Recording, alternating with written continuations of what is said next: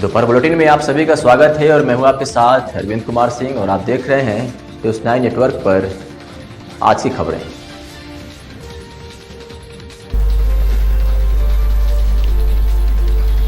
और ये खबर उत्तर प्रदेश के जालौन से है, जहां उरई में 6 फरवरी को दोपहर लगभग 2 बजे सिटी मजिस्ट्रेट और खाद्य सुरक्षा टीम ने पूजा ब्रांड का 40 बोरा 800 पैकेट गुटखा बरामद किया है। सिटी मजिस्ट्रेट एवं खाद्य सुरक्षा अधिकारी ने पूरी टीम के साथ मोहल्ला इंदिरा नगर के एक मकान में छापा मारा है। गुटखा माफिया इस बड़ी कार्रवाई से अन्य गुटखा व्यापारियों में तनाव का माहौल है। अन्य अवैध गुटखा माफिया भी प्रशासन की रडार पर हैं।